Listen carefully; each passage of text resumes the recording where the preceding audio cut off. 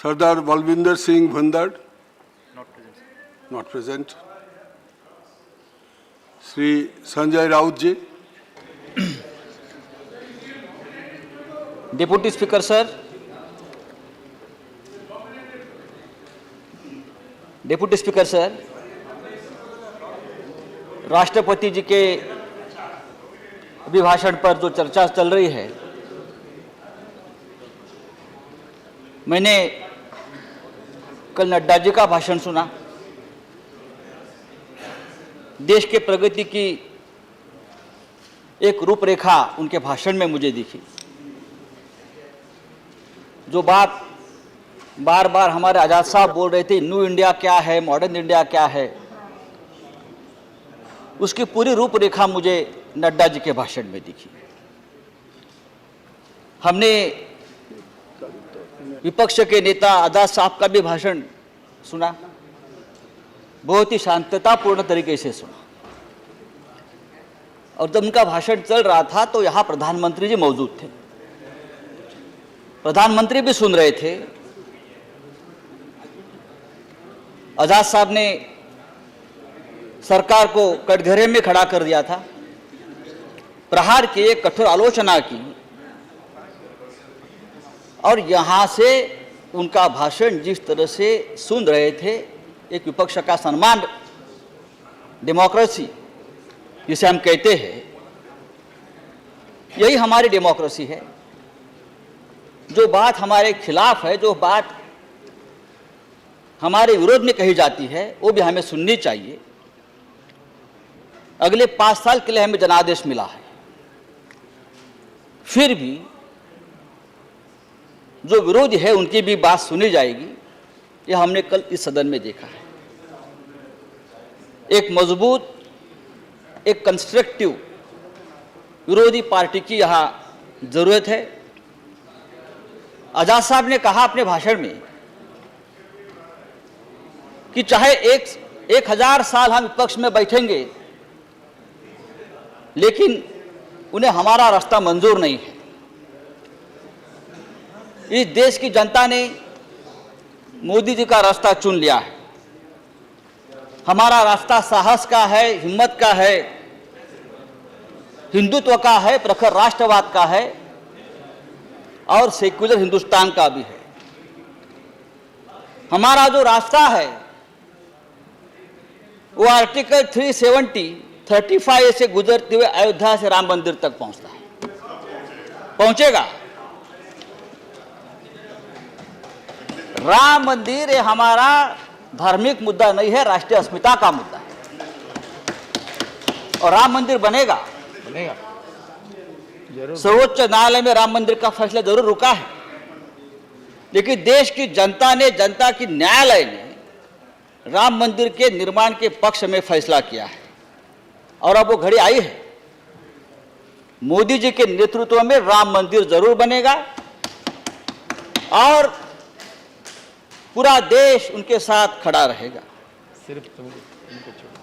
नहीं तो ये जो भारी बहुमत मिला है हमको 350, उसका कोई मतलब नहीं रहेगा। मैं आपको बताता हूं, उत्तर प्रदेश में भी, मिश्रा साहब, उत्तर प्रदेश में भी जो बहुमत मिला है उसमें राम मंदिर का बहुत बड़ा मुद्दा है। तो राम मंदिर बनेगा योगी जी के और मोदी जी के नेतृत्व में, ये आप लिख कर लीजिए। सदन में मैं बोल रहा हूं, हम जाएंगे, हम सब जाएंगे सारंगी साहब। इसी तरह आर्टिकल 35-370 को खत्म करने की जरूरत आज आई है। ये इसलिए कि ये अन्य राज्यों के अधिकारों के खिलाफ है। ठीक। अगर कश्मीर भारत का अविभाज्य अंग है तो इसे ये राज्यों को अन्य राज्यों की तुलना में अलग दर्जा नहीं दिया जा सकता।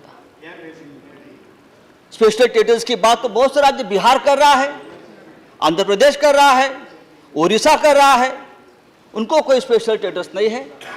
लेकिन हम सालों साल कश्मीर को इसलिए दे रहे कि हमको धमकाता है, डराता है, हम पाकिस्तान में चले जाएंगे, हम टूट जाएंगे, हम फूट जाएंगे। लेकिन अब ये धमकियां नहीं चलेगी।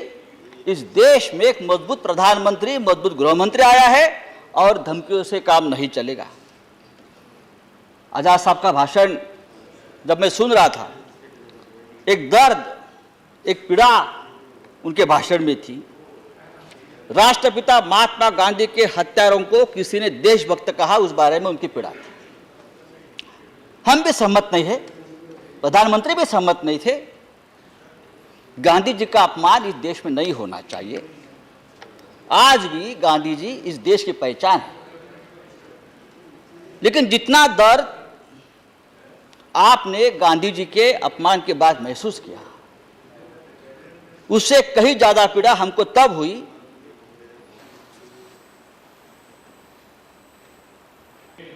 वीर सावरकर का अपमान प्रचार सभा में किया, बार बार अपमानित किया। आप उनके स्पीच सुनिए, आप नाम मत लीजिए। राहुल गांधी के, Who is not a Congress member? के अध्यक्ष के स्पीच सुनिए। संजय जी, बार बार वीर सावरकर को पूरी प्रचार सभा में अपमानित करते वन रहे। सेकंड।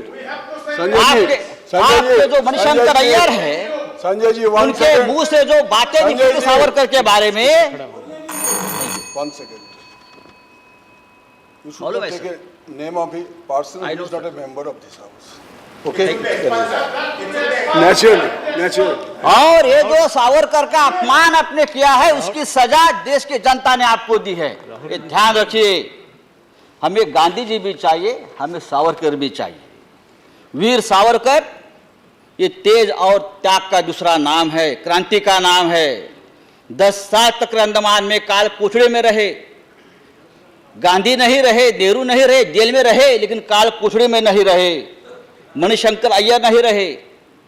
मेरा चैलेंज है आप लोगों को, कांग्रेस के अध्यक्ष को, सावरकर 10 साल रहे, आपके नेता को बोलो एक दिन रहकर दिखाइए वहां, और फिर बात करिए सावरकर की। डिप्टी स्पीकर सर, राष्ट्रपति जी ने कहा हर व्यक्ति को 2022 तक पानी, बिजली, सड़क की मूलभूत जरूरतों के साथ पक्का आवास उपलब्ध करा दें, किसानों की इनकम डबल करेंगे। बहुत अच्छी बात कही है और सरकार इस दिशा में काम भी कर रही है।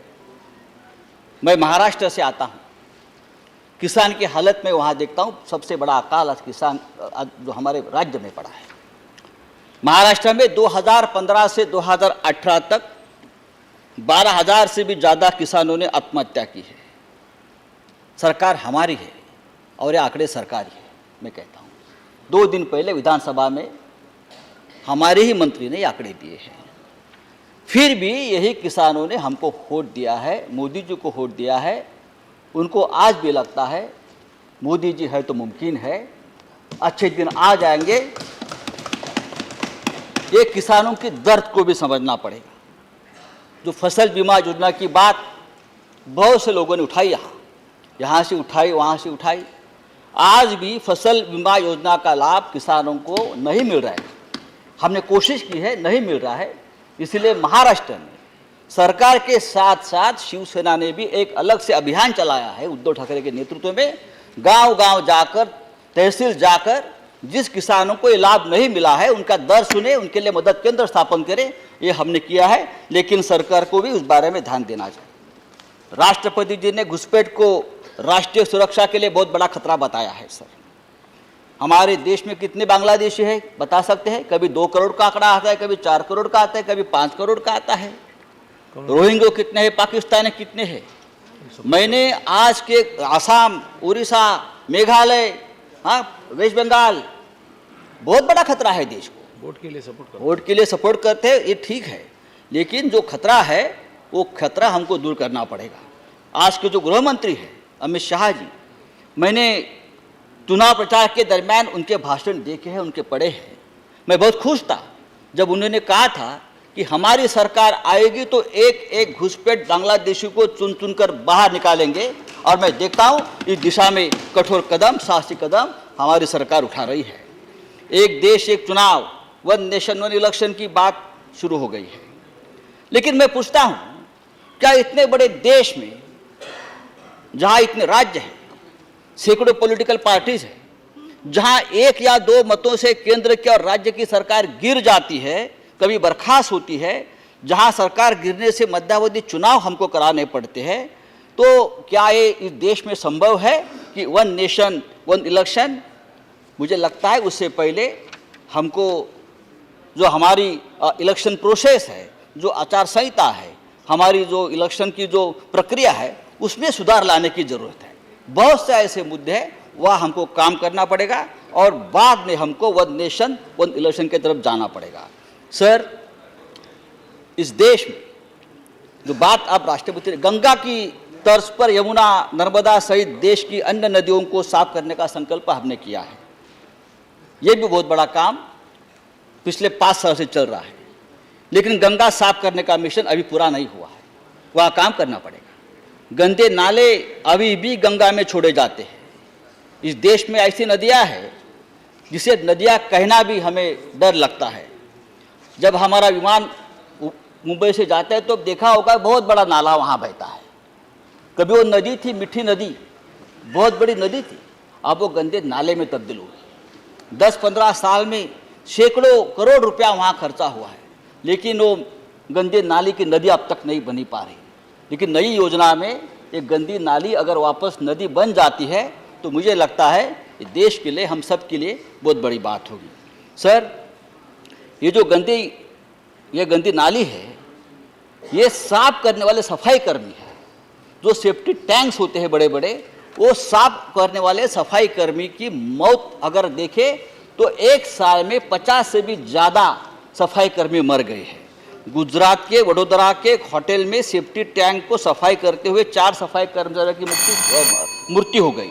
मुंबई में ऐसे हादसे होते हैं, दिल्ली में होते हैं, यूपी में होते हैं। ये जो सफाई कर्मी है उसके लिए भी हमको एक कानून लाना पड़ेगा और उनको भी सुरक्षा देनी पड़ेगी। सर, अब 1 मिनट है लगता है मुझे। ये जो राष्ट्रपति जी का भाषण है, चर्चा हो रही है, बहुत सी बातें अधूरी है, वो अगले 5 साल में पूरी हो जाएगी। सरकार ने एक श्रेष्ठ भारत का सपना, एक देश का सपना, एक विश्वास का सपना दिखाया है। मैं उसका अभिनंदन करता हूँ। धन्यवाद। धन्यवाद।